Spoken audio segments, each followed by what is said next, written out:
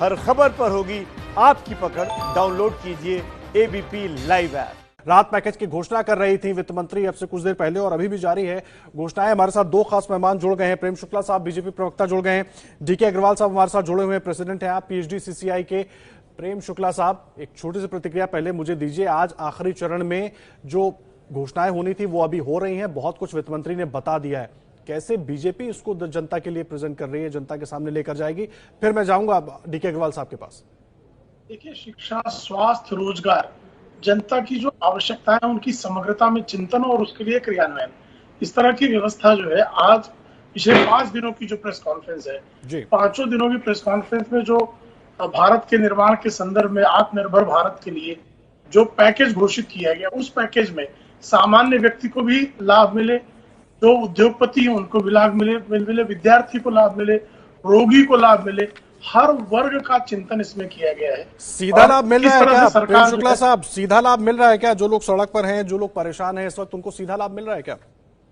देखिए, अभी जो डायरेक्ट बेनिफिट ट्रांसफर्स के तहत नहीं, देखिए डायरेक्ट बेनिफिट ट्रांसफर्स के तहत 33,000 करोड़ से अधिक रुपए की रकम जो है वो डायरेक्ट ट्रांसफर किया गया है, लेकिन सारे 130 करोड़ लोगों को सीधा लाभ हो गया है, ये दावा करना जो है अतिशय नहीं, मैं 130 करोड़ लोगों की बात कर भी नहीं रहा हूं प्रेम शुक्ला साहब। जो लोग सड़कों पर हैं, जो परेशान हैं, जिनकी नौकरियां चली गई हैं, उनकी परेशानियां दूर करने के लिए हर संभव प्रयास जो है राज्यों के साथ समन्वय स्थापित करके जो सड़कों पर हैं उनको उनके गंतव्य तक पहुंचाना, उनके लिए खाने पीने का प्रबंध करना, राज्य सरकारों के साथ समन्वय करके उनको गाइडलाइंस देके हर संभव प्रयास, उनको केंद्र सरकार राशि उपलब्ध करा रही है, अनाज उपलब्ध करा रही है, और उसका सुनियोजित वितरण हो जाए तो मुझे लगता है समस्या जो कॉम्प्लेक्स हुई है उसकी जटिलता घट जाएगी।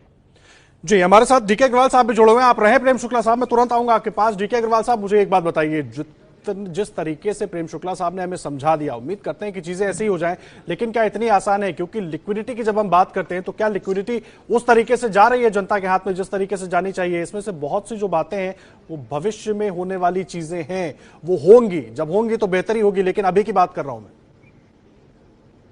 अग्रवाल साहब, नहीं, आपकी बात बिल्कुल सही है। जो सबसे इंपॉर्टेंट है, जो असली चीज है, वो है इम्प्लीमेंटेशन।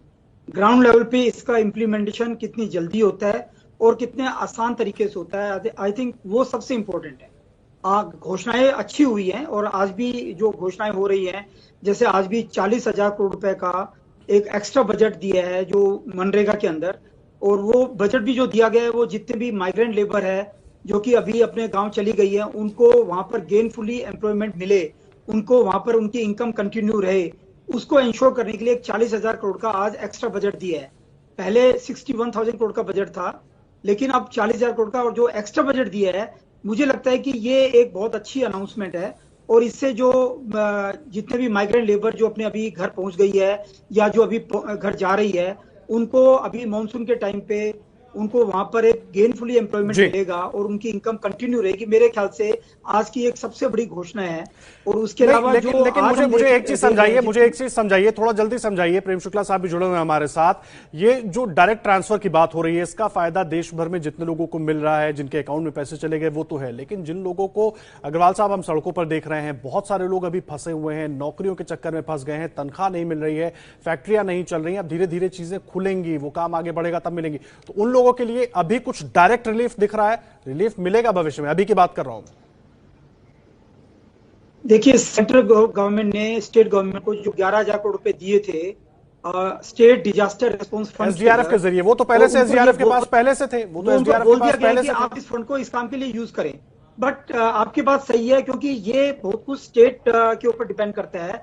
कुछ स्टेट ने बहुत अच्छी तरीके से इसको हैंडल किया है, लेकिन कुछ स्टेट काफी लैकिंग है। मैं बोलूंगा कि ये एक माइग्रेंट लेबर को बहुत अच्छी तरीके से आपको बिल्कुल बड़ा सेंसिटिव है, लाइफ्स का सवाल है, और जिस हिसाब से वो लोग जा रहे हैं, उनका खाने का, उनकी मेडिकल केयर का, और उनको सही तरीके से, उनको प्रॉपर तरीके से सोशल डिस्टेंसिंग मेंटेन करते हुए उनको उनके घर पहुंचाया जाए, ये स्टेट गवर्नमेंट की जिम्मेवारी है। और कहीं ना कहीं इसके अंदर स्टेट गवर्नमेंट अगर पूरा अपना दायित्व नहीं निभा रही, तो मेरे हिसाब से ये एक बहुत बड़ी प्रॉब्लम है। और सेंटर को भी देखना है कि उनको इमीडिएट इसकी राहत मिले, जो भी इसके लिए जरूरत है, जो भी सहायता की जरूरत है, चाहे वो स्टेट गवर्नमेंट को सपोर्ट की जरूरत है, वो पूरी सपोर्ट उनको प्रोवाइड वो पूरी सपोर्ट मिलनी चाहिए। आप रहिए हमारे साथ अग्रवाल साहब, और इस वक्त सुरेंद्र राजपूत साहब भी जुड़ गए हमारे साथ, कांग्रेस प्रवक्ता। बहुत स्वागत है सुरेंद्र राजपूत जी आपका भी। मैं आपके पास आ रहा हूं, मुझे एक बात बताइए, आज आखिरी चरण की घोषणाएं हो गई, आपने जरूर सुना होगा 20 लाख करोड़ का जो आर्थिक पैकेज है, उस पर पहले तो सीधी प्रतिक्रिया क्या है आपकी, ये बताइए मुझे। आदर्श भाई, एक बात बहुत ईमानदारी से बताइएगा, आप बगैर एक प्रस्तोता हुए एंकर हुए आपको समझ में आया कुछ? नहीं, सवालों के जवाब देने के लिए आप बैठे हैं, और आप तीनों मेहमान मेरे साथ इसलिए जुड़े हैं ताकि आप जनता को बेहतर तरीके से समझा सकें।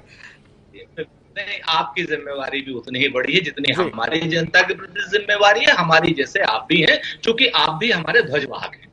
मैं आपको 2-3 चीजें कहना चाह रहा हूं। नंबर 1, जब तक डिमांड नहीं जनरेट होगी तब तक उद्योग शुरू कैसे होंगे, क्योंकि उद्योगों के पास पहला भी बकाया पड़ा हुआ है, पहला भी प्रोडक्शन पड़ा हुआ है।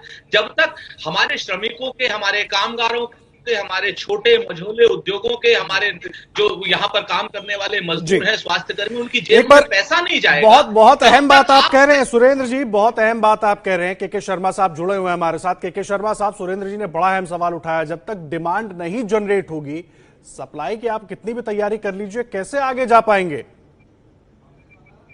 डिमांड जनरेशन के लिए ही जैसे 33,000 करोड़ रुपए, तो डिमांड जनरेशन नहीं करेंगे क्या? उनसे नहीं होगा क्या? एमएसएमई जब चलने लगेंगे तो क्या डिमांड जनरेशन नहीं होगा क्या? मनरेगा की योजनाओं से जब लोगों के हाथ में पैसे पहुंचेंगे, एमएसएमई के चलने से डिमांड डायरेक्ट कैसे जनरेट होगी? क्योंकि पैसा तो जनता के पास होना चाहिए ना, एमएसएमई का प्रोडक्ट तो जनता के पास जाएगा। ये तो बड़ी अहम कड़ी है। ये 33,000 करोड़ रुपए जो जनता के हाथ में गए हैं, क्या वो डिमांड जनरेट नहीं करेंगे? ऐसा कहना सुरेंद्र राजपूत जी का क्या ये कहना है कि जो एमएसएमई जब चलने लगेगी और उससे जो पैसा आएगा, भाई वेतन आप कब देंगे लोगों को? जब आपका इंजन स्टार्ट होगा। इंजन कब स्टार्ट होगा? जब फ्यूल डालेंगे।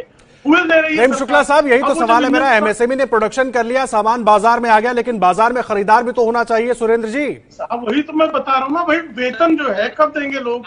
जब एमएसएमई चलेंगे। भाई जब आप कह रहे हैं 40,000 करोड़ रुपए मनरेगा को देंगे, तो उससे क्या डिमांड नहीं जनरेट होगी? 33,000 करोड़ सुन लीजिए के शर्मा जी, सुरेंद्र जी को भी सुन लीजिए। आप दोनों को मैं छोड़ रहा हूँ, एक बार इनकी बात सुन लीजिए पहले। इनकी बात डिमांड जनरेट नहीं होगा, सिर्फ मेरा इतना ही पूछना है।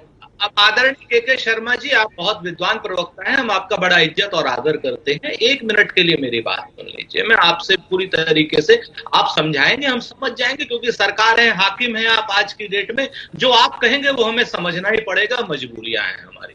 हम सिर्फ आपसे 2-3 निवेदन करना चाह रहे हैं। नंबर 1, मुझे एक योजना बता दीजिए एमएसएमई सेक्टर के ऊपर जो आपने पैसा दिया हो, जो पहले बजट में घोषणा ना हो, जो 4 महीने से लिक्विड कैश बैंक में 4.5 लाख करोड़ पड़े थे, उसको आपने जू का तू रख करके कह दिया और कहा साहब एमएसएमई को हमने सहायता दे दी। एमएसएमई को सहायता क्या, कर्ज दे रहे हैं आप, और कर्ज एमएसएमई लेने के लिए तैयार नहीं है पिछले 4.5 महीने से। क्यों? क्योंकि उसको वो ब्याज कहां से दे? प्रॉब्लम तो आप ब्याज मुक्त एमएसएमई को 4.5 लाख करोड़ दीजिए, हम सड़क पे खड़े होकर के आपका स्वागत करेंगे और पूरे सारे चैनलों में आपका स्वागत करेंगे। यहाँ पर आप राहत के नाम पर जो कर्ज बांट रहे हैं, चलिए इसका जवाब लेंगे सुरेंद्र राजपूत जी। 20 लाख करोड़ का आर्थिक पैकेज जिसका ऐलान प्रधानमंत्री मोदी ने किया था, वित्त मंत्री ने उसके सभी सेक्टर्स की घोषणा कर दी है। हालांकि प्रेस कॉन्फ्रेंस अभी भी चल रही है, उसी पर हम चर्चा कर रहे हैं। तमाम खास मेहमान हमारे साथ मौजूद हैं। प्रेम शुक्ला साहब बीजेपी से हमारे साथ मौजूद हैं, शिशिर सिन्हा साहब जुड़ गए इस बीच हमारे साथ, बिजनेस जर्नलिस्ट डीके अग्रवाल साहब हमारे साथ मौजूद है, प्रेसिडेंट है पीएचडी सीसीआई के, और सुरेंद्र राजपूत साहब कांग्रेस प्रवक्ता मौजूद हैं। शिशिर जी, मुझे पहले सीधी एक प्रतिक्रिया दीजिए, ये जो 20 लाख करोड़ की घोषणा हुई है, जनता को सीधा फायदा देख रहे हैं तत्काल?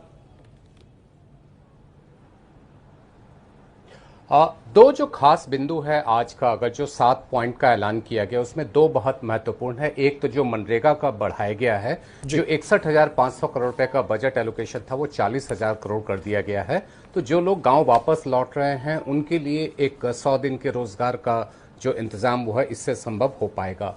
दूसरा जो महत्वपूर्ण है वो राज्यों की वित्तीय मदद की बात है। राज्य सरकारें बहुत समय से कह रही थी कि उनको ज्यादा उधारी लेने की इजाजत दी जाए ताकि उनके लिए जो अपने खर्चे जैसे कर्मचारियों की तनख्वाह है वो कैसे दे पाए, तो उनको 5% तक उधार देने की बात की गई है। ये मुझे लगता है कि आज के 2 महत्वपूर्ण कदम हैं।